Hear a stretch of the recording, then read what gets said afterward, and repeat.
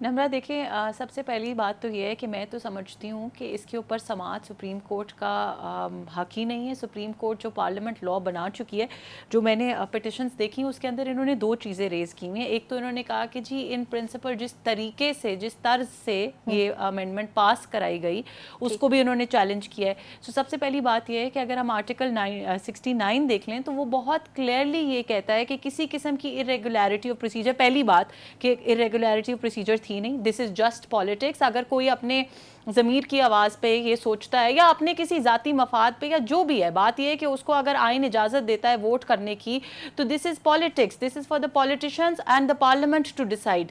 क्या supreme court या कोई भी अदालत उसको इन क्वेश्चन ला सकती है कि ये किस तर्ज पे पास की गई और क्यों ऐसे पास की गई? सुप्रीम कोर्ट का ये इस्तेहकाक नहीं है। जहाँ तक दूसरी बात है उसकी, इन्होंने कहा कि जी वो कॉन्स्टिट्यूशन के बेसिक स्ट्रक्चर के ख़िलाफ़ है। तो हम बेसिक स्ट्रक्चर की बात करें तो वोकला महाज का जो केस था जिसके अंदर हमने 14th अमेंडमेंट को चैलेंज किया था, उसमें ये चीज़ बड़ी अच्छे तरीके से एक्सप्लेन कर दी गई थी कि ऐसे बेसिक स्ट्रक्चर की बेसिस के ऊपर जुडिशरी जो है वो कॉन्स्टिट्यूशनल अमेंडमेंट को नहीं उड़ा सकती। पाकिस्तान लॉयर्स फोरम के केस के अंदर दोबारा ये बात की गई कि बात ये है, एक ये पोजीशन है जो आप लेना चाहते हैं कि जी पार्लियामेंट जो है वो सेलिएंट फीचर्स के ख़िलाफ़ आइन साजी ना करे, आइन में अमेंडमेंट ना करे, बट ये कहना कि ये इस्तेहकाक जुडिशरी का है कि वो उनको इस चीज़ से रोकें, ये बिल्कुल गलत है। क्योंकि ये इस्तेहकाक सिर्फ़ और सिर्फ अवाम का है। अवाम अपनी राय दे सकती है, अवाम अपने चुने हुए नुमाइंदों से ये सवाल उठा सकती है कि उन्होंने ये आइन साजी क्यों की, कैसे की।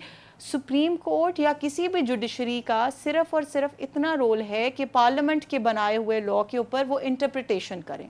सुप्रीम कोर्ट का हरगिज़ ये रोल नहीं है, ना तो उसके प्रोसीजर के ऊपर वो कमेंट कर सकते हैं, ना ही वो उसके स्ट्रक्चर के ऊपर कमेंट कर सकते हैं। वो सिर्फ आइन की तशरीह कर सकते हैं। जो आपका सेपरेशन ऑफ पावर्स का कॉन्सेप्ट है वो भी यही है कि हर इदारा जो है वो अपने अपने रोल के अंदर रह के अपना अपना रोल निभाए।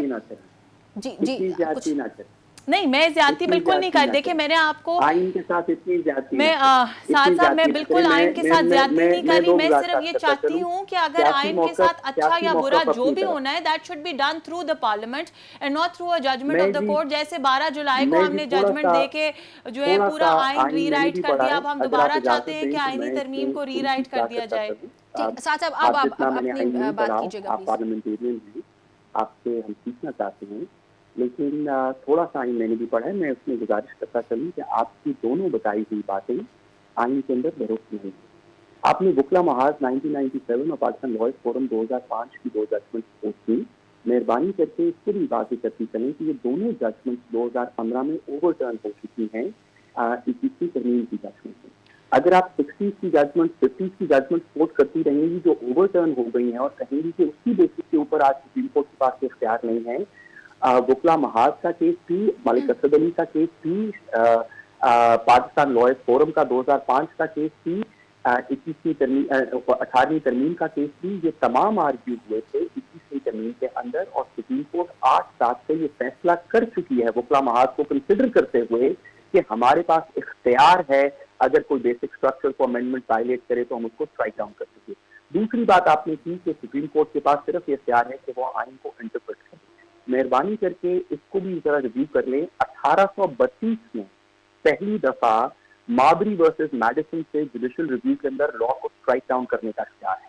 ये इख्तियार पाकिस्तान के आइन के अंदर 199 में भी मौजूद है, 185 में भी मौजूद है, 184 में भी मौजूद है, 186 की एडवाइजरी ओपिनियन में भी मौजूद है।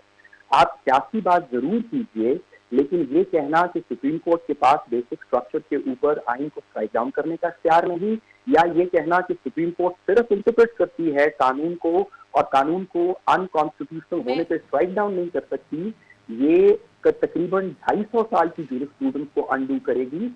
बहुत अच्छी बात है, अपना सियासी मौका बताइए, आइन के साथ जुल्म मत। मैं ठीक